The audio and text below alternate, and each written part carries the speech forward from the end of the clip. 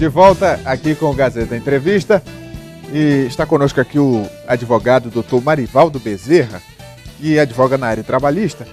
E a gente vai tocar aqui em alguns pontos da reforma trabalhista. Essa lei que foi alterada, foi aprovada no Senado, a previsão era que fosse sancionada hoje pelo presidente Michel Temer.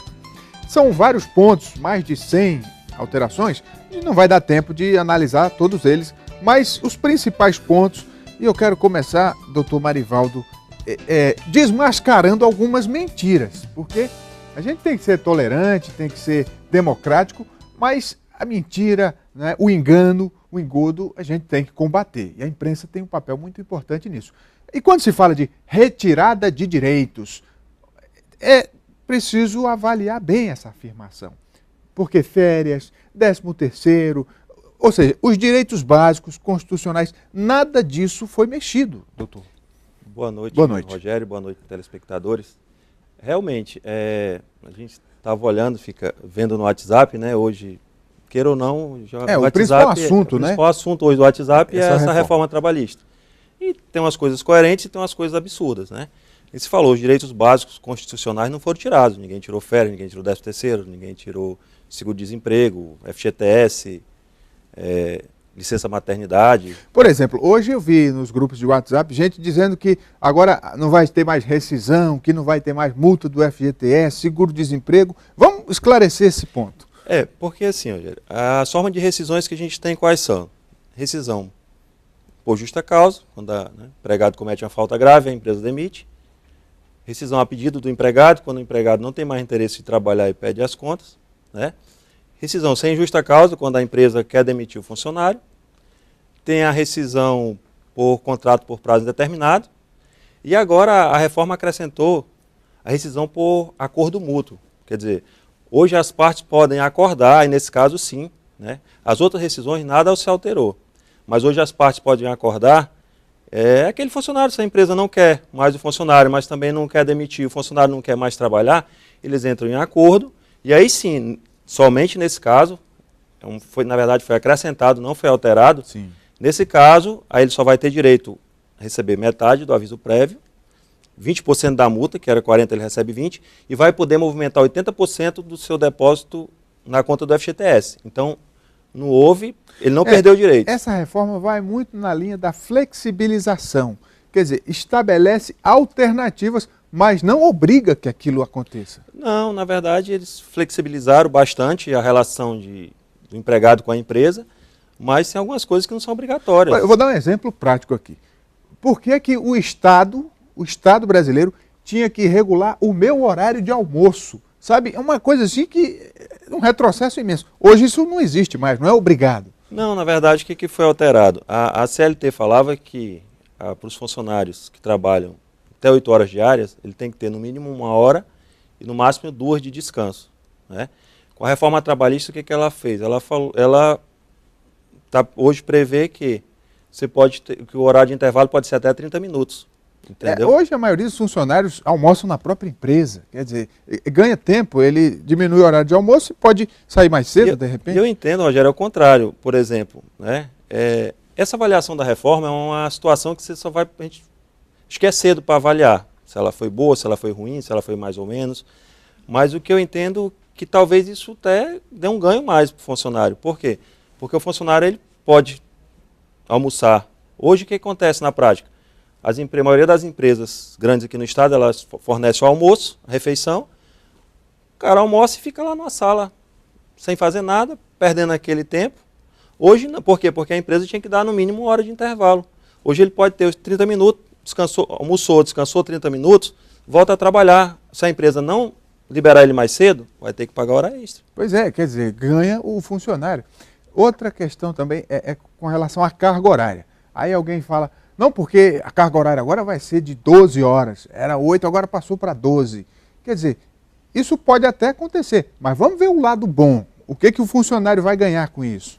O que acontece é assim, na verdade isso foi mais para, eu entendo, meu entendimento, para regulamentar a jornada de trabalho 12 por 36. Sim. Porque o que acontece? A jornada de trabalho 12 por 36 é uma exceção à regra. Qual é a regra? A jornada de 8 horas diária, 44 semanais, né, 220 mensais, com 2 horas de intervalo para o almoço. A exceção, no caso de previsão em acordo ou convenção coletiva, era a jornada 12 por 36. As empresas onde a convenção coletiva não previa essa jornada 12 por 36, não poderiam fazer, e hoje elas podem. Então, acho que não vejo. Muita também. coisa vem para regulamentar o que já existia na prática, né? Tem umas situações que eu até entendo, por exemplo, a multa por não assinatura da CTPS. Pouca gente fala sobre isso. Mas a multa por não assinatura da CTPS era de um salário mínimo. Hoje a multa foi para R$3.000. Quer dizer, então, de qualquer aumentou, forma, né? aumentou, o que vai obrigar as empresas a assinar a CTPS dos funcionários. Outro ponto muito polêmico é com relação ao acordado sobre o legislado. Quer dizer, aquilo que for negociado entre patrões e empregados pode prevalecer sem necessariamente ter que ter uma lei. Não é isso, doutor? Mas por que acontece? Antes, as convenções e acordos coletivos, elas teriam que seguir, né, os tratos trabalhistas, não os direitos fundamentais, aqueles constitucionais, esses aí não podem ser negociados. Férias, 13º, seguro-desemprego, salário maternidade, esses não podem ser negociados. Agora, quanto à questão do acordado sobre o legislado. Acordado sobre o legislado, o que acontece? Antes as empresas só poderiam pactuar com os sindicatos fora do legislado se fosse para beneficiar o funcionário. Agora pode ser pactuado outras coisas, mesmo que seja para prejudicar. Nesse ponto também tem que esclarecer. Doutor, e com relação ao impacto dessa reforma no judiciário, na Justiça do Trabalho, o senhor que está lidando com isso diariamente, como é que o senhor vê o impacto disso? Vai melhorar para vocês, por exemplo, para os advogados, para os funcionários que acionam as empresas? Aí é polêmico, isso é relativo. Vamos botar, talvez tenha ficado, e aí o entendimento pessoal, tenha ficado mais justo. Sim. Por quê? Porque que acontece? Hoje na Justiça do Trabalho, o funcionário reclamante, ele ingressa com a ação, ele falta, não vai no dia, não justifica, essa ação é arquivada, ele não tem custa nenhuma, a empresa levou um advogado, tirou um funcionário para ser preposto, pagou esse advogado, está tendo umas despesas processuais. E o judiciário também. E o judiciário também. Você tem um juiz ali para analisar, está aguardando, você está deixando de marcar outras audiências, o cara não justifica, arquivou, pode entrar novamente. Isso até 3 vezes. É um absurdo, né? Agora não, com a reforma, se o cara faltar, o reclamante faltar, e aí ao contrário, e a recíproca não era verdadeira, se a empresa falta na primeira audiência, já ia para a revelia. Ela é considerado confissão ficta, que a gente chama, que é a revelia, e aí já perdia a causa, né? Com raras exceções.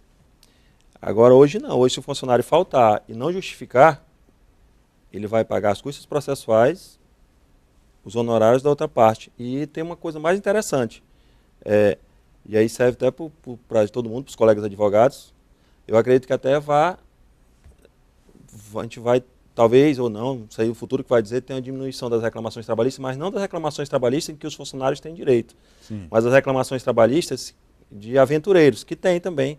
Como tem empresas que trabalham de forma errada, tem reclamantes que vão lá no X-Trabalho para tentar ganhar, mas eu queria, ao menos, o termo que usa lá, eu queria qualquer coisa. Não é qualquer coisa. Se tem direito, se não tem direito, não tem, né?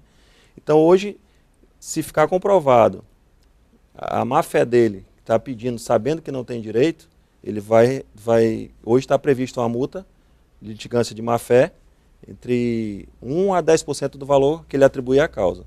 Muita coisa, como o senhor falou, só vai dar para avaliar a partir da vigência da lei e das demandas que vão surgir. Mas tem algumas coisas aí que dá para avaliar como positivas, mesmo antes de começar a funcionar, né? O que eu achei positivo foi a questão do fracionamento a mais das férias, porque hoje vários funcionários querem, né, tirar férias fracionadas, né?